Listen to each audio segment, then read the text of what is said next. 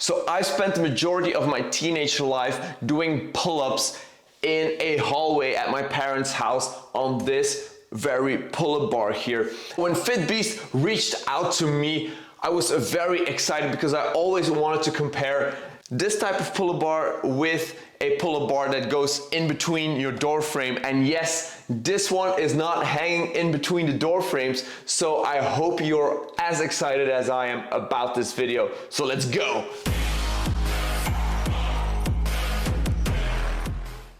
Okay, so in this video, you can expect first an installation guide on how to set up this pull-up bar, and then we're going over to the weight capacity of this pull-up bar. We're going to load a lot of plates onto it, and what we're then going to do is going to show you my favorite exercises for this type of pull-up bar, and there are some awesome ones into it, and then we're going to put the pros and cons next to each other to finish off the video. So let's first start with the installation of this thing. So it comes in the box like this. So a pull-up bar with some feet. What you're going to do is you're going to put the feet onto there. Very easy. What you also get is this locking mechanism here. And what's very cool about this product is that you have a measurement here. So one word of caution before we get into this installation. So it's very cool that you can put it into a hallway, but what you need is a very strong walls. If your walls are made of plasterboard, what you're going to do if you're going to press onto that, it's going to make indentations into the plasterboard. So you want a solid brick wall like I have here. If you're using a door frame, you want solid wood as well. Make sure that your walls are strong enough because this is going to put some pressure to the outsides and to the walls. So in order to set this up, what we're going to do is we're going to measure out the room. So I have here my tape measure, and I know that this is 92 centimeters in between this hallway. I'm going to look at this measure here, and I'm going to set it around 2 centimeters smaller than the measurement that I took. You can easily open this up faster by giving it a little spin. I tried to do this with a drill. It didn't really work because I didn't have the right head, but it's okay. So now it's at 90. What we want to do is we want to place it here in between our walls. And what I have here is a warning label. And this warning label shows us where to tighten it and what direction to turn it to loosen the pull-up bar back. So I'm going to face the label towards us. I'm going to place 1 foot on the wall, and we're going to turn, and now the pull-up bar is going to extend and it's going to push that way. So going like this. Well, what we also want to make sure of is that it's straight. So now it's a little bit crooked. I'm going to straighten it out a little bit. You can watch from afar that it's perpendicular to the floor or to the ceiling. We want to make sure that it's straight like this as well. Continue to tighten it so that you're sure it doesn't going to fall on you. Boom, you can tighten it as much as you can, and then we can lock it in place. Boom. So by locking it in place, I can't turn it anymore, so that means that it is secure. What you now can do is take your favorite pull-up grip, boom, and start to use the product already. One thing to note here, if you're done doing your pull-ups or doing your workout, I suggest you take the pull-up bar off again. So take out the safety mechanism, you loosen it, boom.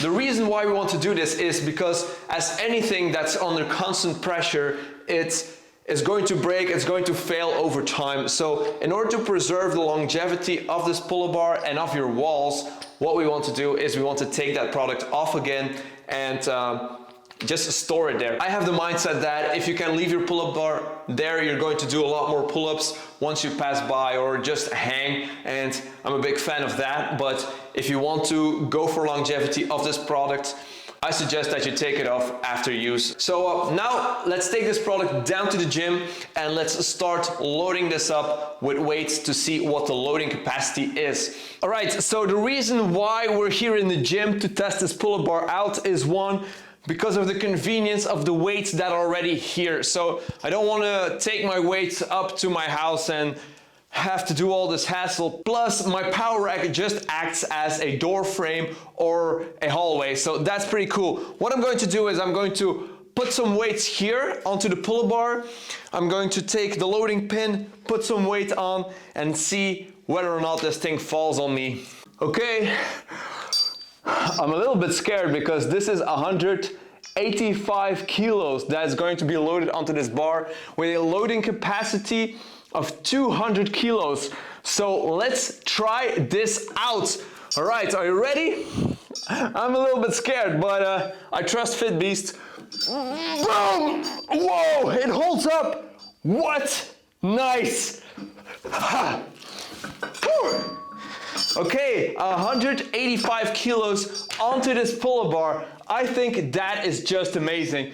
So if you're ever going to put that many weights on the bar, you're good. You're good. You can progress to the next level.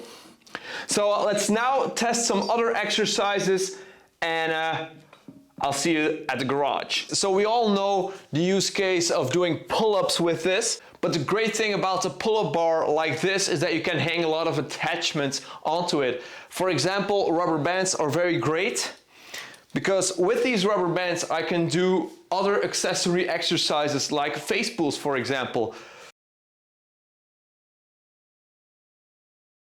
I can even do my tricep extensions here.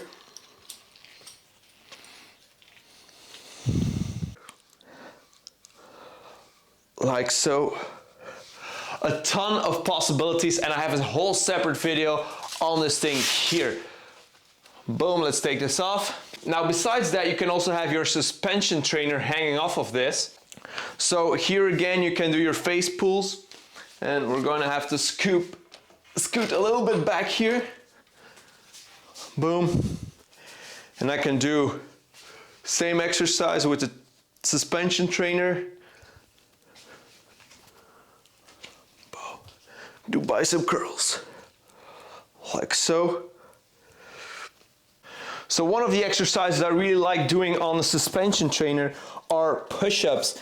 And not just to build chest, but also just to build a strong core, because this will work your core like no other. And did you know you can also train legs onto this thing? So you put your feet in here. Boom. Bridge up. Do a hamstring burner. But what I also like is that you can use this pull-up bar on different heights. And one of my favorite progressions for the push-up is to do incline push-ups rather than knee push-ups. And I have a whole separate video about that. What you can do is you can take your pull-up bar down, start to do your push-ups from here, all the way down until you're strong enough to do them on the floor. What's also convenient about this is that you can lean against it to talk to your audience about the pros and cons of this pull-up bar. So let's do just that right now. So the first pro that I think of this product is that you can put it into a hallway. So that means you have a lot more room for your elbows. You're not limited to your door frame, so you have a lot more options about this. You can also put this at any height you want, which gives you also a lot of opportunity to do exercises. On the other hand, what I don't like about this is that you need very strong walls and that it puts a lot of tension on your walls or on your door frame.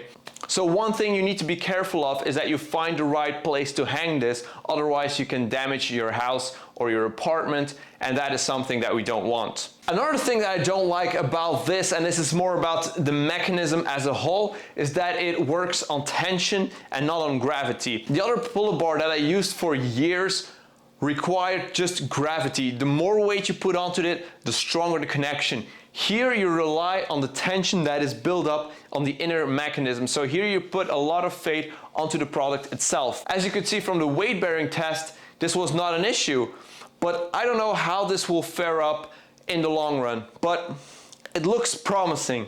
That I can say for sure. What's also nice is that it's easy to install. You just have to turn the knobs and it's going to tighten itself. When you feel that you can't turn it anymore, you're good. And then you just put in the clips and you're done with the installation.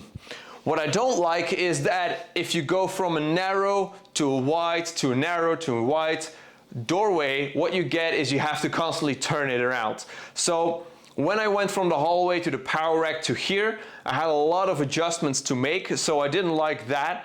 But what I do like is that if you remain on the same place every single time, you can leave it almost at the width of the door frame, and whenever you need it, you just tighten it a little bit and you're good to go. So it depends on what your use case is going to be. Another thing that I didn't expect but I do like about this pull-up bar is the grip. Typically on pull-up bars, that is that spongy type of grip that you have. So if you use it for a long period of time, it becomes very pressed. This thing here has like a rubbery feel to it, and it's very satisfying and it feels very thick. So that means that if you're going to use it a lot, it's not going to press in as much. So I really like the look and feel of this pull-up bar as it is right now. So these are really my pros and cons put onto a list, and I hope you can now decide for yourself whether or not this pull-up bar is something for you. I thank you so much for watching this video, guys. I hope you liked this video. I hope you got something out of it.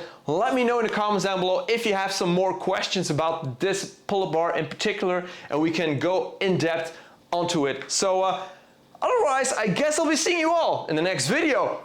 Peace!